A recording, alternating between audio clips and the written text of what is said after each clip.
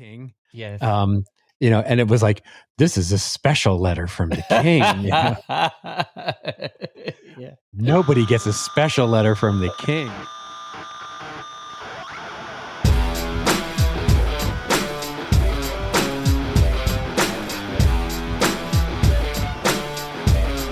Hello and welcome to the Rose and Rockstar from the Rockstar CMO effing marketing podcast and the Marketing Podcast Network. I'm your host, Ian Truscott. I'm not a rockstar, but I am a CMO. If you're new to the podcast, in a moment I'll join my chum, author, marketing strategy expert and Chief Troublemaker at Seventh Bear, Robert Rose, in our virtual bar, the Rose and Rockstar, where he recommends one of his fabulous cocktails and I pick his brains on a marketing topic that is top of mind for me. This week, you mull over gated communities as I conflate two marketing topics, gating content and the rise of private communities, walled gardens and our desire to move from rented land of social media. But first, we need to pay the bar tab. I'll be back in a moment. We'll be right back. We'll be right back. Raise the rudders! Raise the sails! Raise the sails! Captain, an unidentified ship is approaching. Over. Roger. Wait, is that an enterprise sales solution? Reach sales professionals, not professional sailors. With LinkedIn ads, you can target the right people by industry, job title, and more to reach the professionals who are more likely to find your ad relevant. Plus, with 1 billion members on LinkedIn, that means you'll have access to 130 million decision makers and 10 million C-level executives. That's a lot of millions of the right people. Get started today and see how you can reach the right buyers with LinkedIn's enhanced targeting tools. We'll even give you a $100 credit on your next campaign. Go to linkedin.com/MPN to claim your credit. That's linkedin.com/MPN. linkedin.com/MPN. Terms and conditions apply. This episode is brought to you by Audi. The road is calling. Embrace the thrill of the drive with the all-new, fully electric Audi Q6 e-tron. Featuring effortless power, serious acceleration, and advanced Audi tech.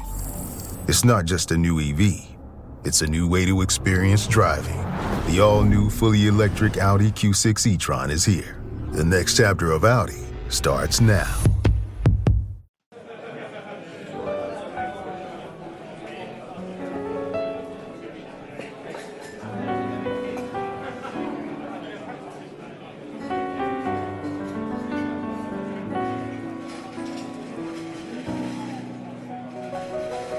Hello, my friend, and welcome to the bar. Thank you very much, mate. And how are you doing?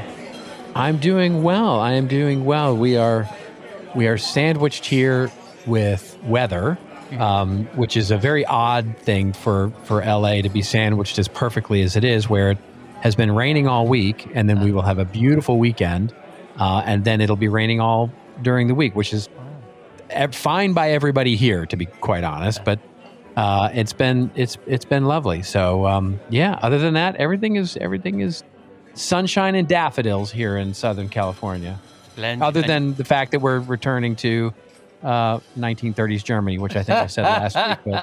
But other than the fact that we seem capable of pissing off every single European, Canadian, Mexican ally that has ever existed in the history of the world. And we seem to be undoing literally 100 years of United States diplomacy in a week. Other than that, things are great. Yeah. Well, let's not. We didn't take long there, did we, to get into the politics of the situation? So I think that was nicely, succinctly put, though. I like the way you've framed it and summarized it, and it's all right there. That's exactly what seems to be going on. Here's what I'll say is I watched. I watched your, I believe it was the prime minister. It might have been, someone else who visited with Trump. Yeah, and brought with him. He knows how to deal with Trump, right? Yeah, he came in and he brought the letter from the king. Yeah, and it was like, this is a special letter from the king. Yeah. Nobody gets a special letter from the king. Yeah. Oh You've my done God, well. it was very funny. It was very funny. I have to imagine that everybody in Parliament was going just belly laughing, like, "Oh my God, what a tool!" Right? Well, I think that. Oh my God! Now you got me talking about politics. I think that both him and Macron, when they went to see Trump, were well briefed and played the game, right? And so there was talk that maybe that they'd been a little too nice to him, but I don't think you have much of a. I think they're doing exactly what they should do. Is what they're using him as the useful idiot, right? I mean, Well, the we deserve it. We deserve it.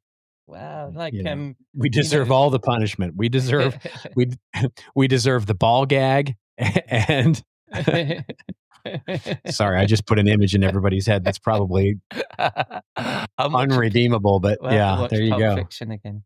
But the I mean, your chum Joe Pulizzi put it quite nicely in your podcast that I listened to today, where he's concerned about the reception Americans are going to get when they travel, because that people are just daubing the same brush across all of you, whether you voted for him or not, right? It's like it's getting to that level of pissing people off now, isn't it?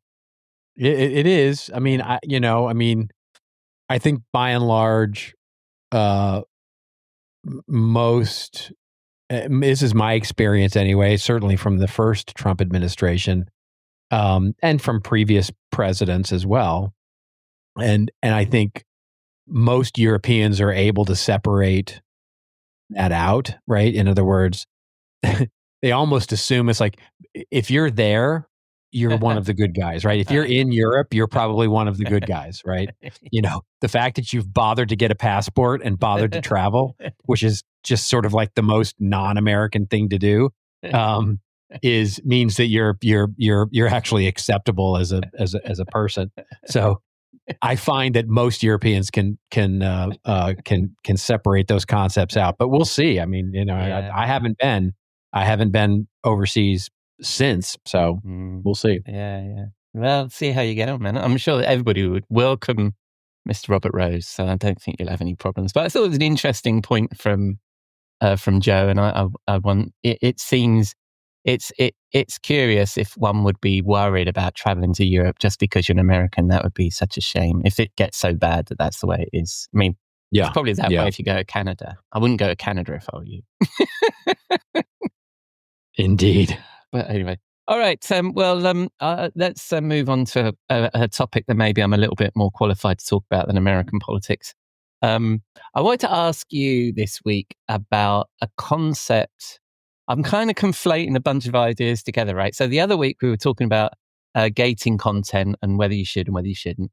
And then I've noticed that, and there's also, we talk about the concept of moving your community from rented land of social media to owned land, which is, where you can address your audience with things like, I think you're enjoying, it's not Patreon. Who is it that you use for your newsletter? You're on, why is that name escape me? I'm on Beehive. You're on whatever you're using for your newsletter. Substack. I use Substack for my. How did Substack go out of my head? What kind of marketing commentator am I when I can't remember the word Substack?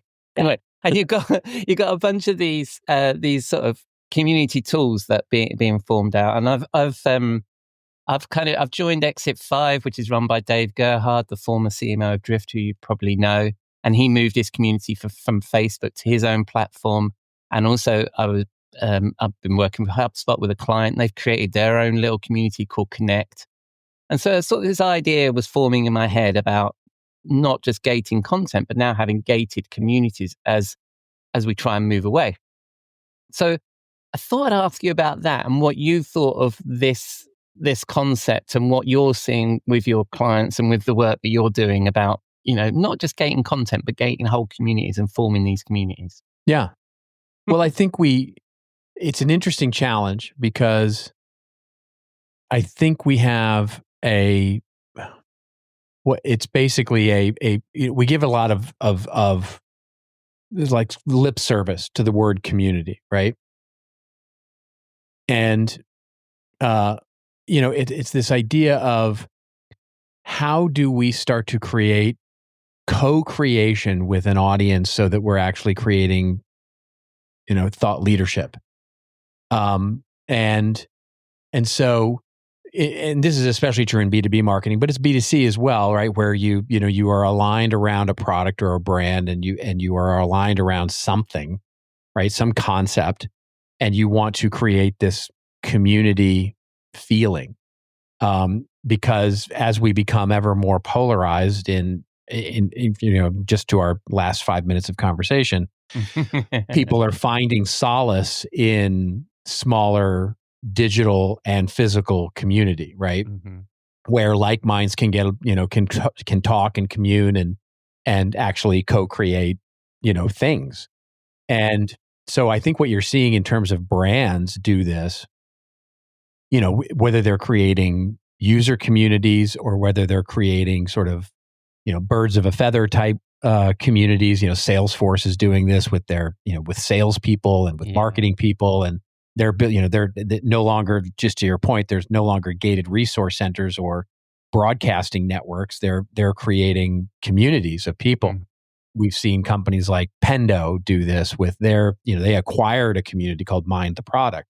Right. And so you're seeing all these people do this as a way to gather an audience, basically, but it's rather gathering potential and existing customers together to share everything, right? And it's, so you can see why, from a marketing perspective, it's a good, it's classically been a good technique, for 50 years, we've seen, you buy a washer and dryer, you become part of the loyalty family, or if you buy a car, you become part of the car club of that particular brand, or whatever it is, you become, in so many ways, it's creating loyalty before loyalty exists, right? It's creating that loyalty to a brand or to an idea before you actually make a transaction, or even after you make the transaction. And so it's a very common idea, but it seems to be gaining a lot of speed because of two things that I can see. One is sort of the rise of,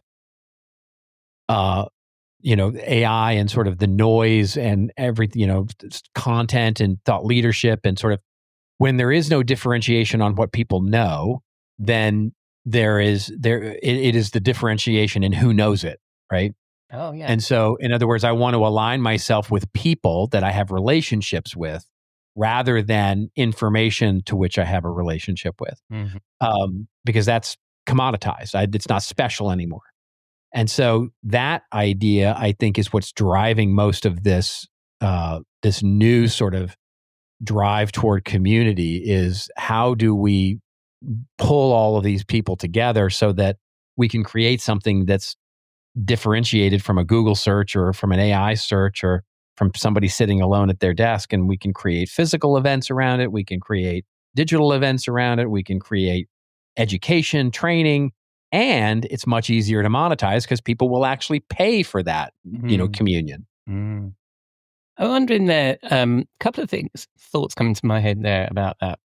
One of them is, I describe these as walled gardens, right? So one of the challenges is going to be the walls, isn't it? I mean, you were just saying there about, if we're going to co-create this content and we're going to share best practice with each other, and we're going to do all this good stuff in this community, it isn't going to create any search engine optimization because it's going to sit within our walled garden.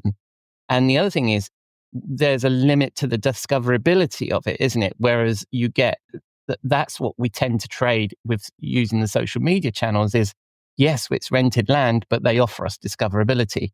So do you think that's a challenge for some of these communities as well? I think, yes, it definitely is a challenge. It's not a challenge as much as it is just a tension, right? It's a tension between discoverability and exclusivity, right? Because in a world where the information is publicly available, then I can be a casual member of that community without actually being a member of the community. You know what I mean? Yeah. It's like, if you think about, for example, right? And this is too extreme, but it'll make the point, which is we all are a community of Google searchers, right? Mm-hmm. So if there's a community called Google searchers, it's like, great, but who's in that club? Like, who's in that community? Everybody's in that community because everybody has access to it. And so there is no membership right to it. There's no, it's silly to even phrase it like that because it's so wide open. You take that down about 10 notches and you go, great, if I create a public community on a LinkedIn or some other walled garden where it's all publicly available, the information, but you're basically only signing up to have it prioritized in your feed, then it's not really a community, is it? It's just all you're doing is really making a bigger footprint available to more people in a kind of a segmented way, and you're asking people to prioritize that audience. Basically, you're asking not for community, but for prioritization as an audience, right? I want you to have a gold ticket by subscribing to this content on this public platform. And so when you have that tension with what I want to do is you can't have access to this amazing stuff unless you become a member. And now you start talking about gradations such as how much information do I need to give you? Do I need to pay for it? Do I need to actually participate or keep up a level or gamify it in a way that actually makes me, quote, an active member and participating member of this, which of course it's a win-win for both, right? It's a win-win for your member because they're getting higher quality, and better sourced information, and they're getting exclusivity to it where nobody else has it. So that's the difference. And you've got to resolve that tension as a marketing person to say, do we want a small active community or do we want a wide open sort of audience really more than a community that is just participating in a public way? Yeah. And I guess the two things that are coming out of here for me with this one is if we're going to create our own community outside social media has become part of everybody's habit, right? So we need them to then create a new habit, which is to come to our community and check our community out, right? So we need to be, these people are going to need to be very engaged with us, really. This isn't just them casually strolling and seeing one of our community posts. This is them coming out of that experience of social media and coming into our experience purposefully. So we need to have a big draw there. And the other one is that we're going to need to market this thing, right? Because people aren't going to discover it. Well, the latter is certainly true. The latter is certainly true, is that you've got to be able to build it. And if you're building something that has a little bit of the red velvet rope outside the front, right? You've got to make people aware of the red velvet rope. And so, you've got to market the thing to bring people into it to the extent that you want to make it, and there's some psychological persuasion that goes on here, which is like, how exclusive do you make it, right? I've seen some arguments that talk about, well, we want to create a community. Let's make it really hard to get into. And so creating that purposeful friction, which we've talked about here, is actually a good thing, because what you're doing is you're creating a sense of belonging to something that is important, right? By having that level of friction to get in, right? You have to apply, or you have to pay a good fee, or, all those kinds of things. And then you go back to your second, which is the idea of, creating that engagement within the community and getting people to return to it, et cetera, et cetera. There, I think it's a combination, right? So you look at something like Mind the Product, right? Which was a community and a thriving business before it was acquired by Pendo. And the community there, the way they made their money was you signed up for the community for free, right? So it was going to be like, threaded discussions and topics and chats and free webinars every month and all that kind of stuff. But then you paid your money through training and education. So in a not a dissimilar way to Content Marketing Institute, the monetization was through the exclusivity of even more valuable content that you could get within the community itself. So whether that's engaging content, or whether that's training, education, thought leadership, whatever that is, you're paying for that access to exclusivity in terms of education. And then ultimately for some sort of personal recognition, right? So whether or not it's I'm a member of and I wear that as a badge of honor, that's when you've reached sort of status as a community to say, hey, by wearing the t-shirt or the badge or having the sticker on my website, then I know that the brand differentiation is working, right? So, this is your American Marketing Association where, I'm a certified marketing by the AMA, right? Or, or some other group where you wear that badge proudly. And that's the engagement level, right? Is that you've got to create, and doing that through marketing for sure, but mostly through basically creating a level of exclusivity and great content that makes it, that makes people proud to be a member.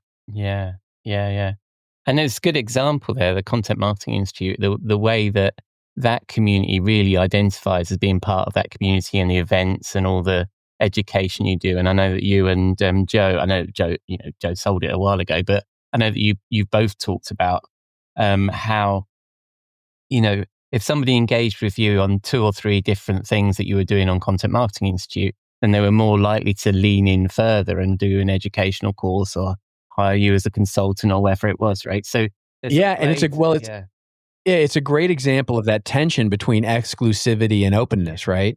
Because if you think about it, really, we call it a community, and and there is a small group of people that it's a fraction of a percentage of the total subscribers to Content Marketing Institute that are part of what they would call a community, right?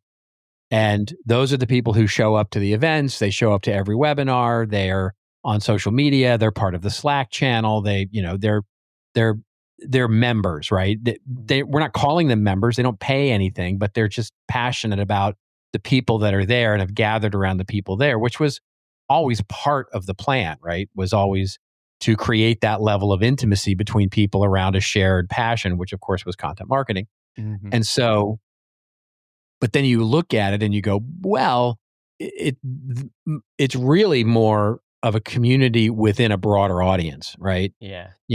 And the analogy that I used to use is sort of like, there are people that are in the community of Star Wars, right? That show up to Comic-Con and wear costumes and go to and they have clubs and they have the thing. But that's a small fraction of the fans of Star Wars, right? So Star Wars is monetized on the audience, but it creates a almost a center of gravity, if you will, by how many community members it has. And so that's one way strategically to think about community in a brand, is to say creating a community it doesn't have to be everybody, right? It doesn't have to be an all-in gambit. It can be a small thing that literally creates gravity for your audience and a reason for your audience to stick around. Yeah. No, I like this. The next question really, because I was listening to, I've already mentioned Dave Gerhard, who formed this Exit 5 thing, and I was listening to him talking about forming it. And, you get people in a community, we've seen it on LinkedIn, and suddenly you're getting DMs and people selling you shit and spam and stuff like that. But he was actually saying that because people have to pay to get into Exit 5 and are clearly identifiable, you get less of that, right? So I think that doesn't require much else from a statement point of view. It's just what's happened. But then I was thinking, well, how do we as marketers break into these private communities? Because at the moment, right, you're looking for people that are interested in managing their customer records better, and you selling a CRM solution. You can find these communities and these people and these audiences on LinkedIn and other public spaces. But in these little private places, is this a challenge for marketers, do you think, for B2B marketers? Well, yeah. I mean, the moat is thin, right? In terms of how hard it is to set this up. It's not hard to set it up. Yeah. What's hard is to make it valuable, right? Yeah. It's not unlike, right? So right now, in the early days of streaming media, it was easy to be Netflix. Yeah. You know what I mean? Because that was it. Yeah. And so that was what you had a choice to. So getting a streaming membership and paying for that monthly membership was pretty straightforward. And then it grew and grew and grew and grew. And now we're in this sort of subscriber economy where people have 10, 20, 30, 50 subscriptions to things. And so it's like which are like gym memberships, right? Most of them you don't use. Yeah. And so the question becomes, how do you compete for that top 5, so that you don't, the periodic quote unquote clean out you're not wrapped up in that, right? And that gets back to your concept of marketing and engagement, keeping them, differentiation and marketing and engagement in the community itself. So it's easy to set up the community. It's hard to grow a community. Yeah. Completely understand that. I don't know if you noticed, mate, but my throat's quite dry, and yours probably is as well, because we forgot to make the cocktail at the beginning. So we did, what cocktail indeed. are we going to go for? Yeah, we did. Well, what we have is sort of to celebrate the sort of idea of the rain that's coming through. Is we're making dark and stormies tonight. Oh, splendid! Yes, which are always fun. And so we have dark and stormies, which of course is dark rum and ginger beer. It's very simple, and a little lime. So basically, throw in your dark rum, put in as much as you feel like making on a rainy day, and then throw in your ginger beer, which we of course here in the States abuse the word and call it ginger ale, which is just stupid. But again, American. And then you just layer those ingredients, and because of course then the dark rum, put the dark rum in second, and you get that cool sort of cloudy sort of idea. So that's what we're drinking tonight. I think dark and stormy is actually the national drink of where my sister lives on Bermuda. So that would be that. I've had a number of dark and stormies. I do enjoy them. So very nice. And it's hard to make the segue between drinking and your very fine website. So maybe like indulging in a fine rum on a dark and stormy night, where might one go with one of these cocktails? How about to our website, which is seventhbear.com. There you go. Oh, you saved me. Thank you very much. And when people spin the dial on the interwebs, where are they going to find you, my friend? They'll find me on LinkedIn primarily, unless they're interested in hearing my snarky shit on media and politics, which is on Blue Sky. And of course, your podcast is on marketing. And of course, the podcast. Of course, nowadays, for sure. Yeah, the podcast too. I can't escape it. Yeah. All right, mate. But most important for me, and let's try and remember to drink next time. Will you be in the bar next week?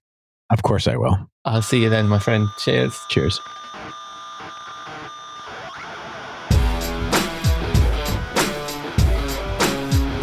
Thank you, Robert. Things are definitely changing in social media. Growing organic reach and community is getting much tougher, and we need to be much more considered in how we invest in creating community around our brand. So that's a wrap on our visit to the Rose and Rockstar. Thank you for joining us and listening. If you'd like us to discuss a marketing topic that is top of mind for you, please get in touch. You can find links to me and Robert in the show notes at rockstarcmo.com, plus our blog, newsletter, and a bit about my little agency, Rockstar CMO. Or connect and follow us on LinkedIn. Just search for Rockstar CMO. Please mention you're a listener if you'd like to connect with me. Coming up this week on Rockstar CMO FM, I'm chatting with Kathy on the topic of communication, and that should come out on Wednesday. In the meantime, remember, as Dewey Finn said in the School of Rock, you can't just say it, man. You've got to feel it in your blood and guts if you want to rock.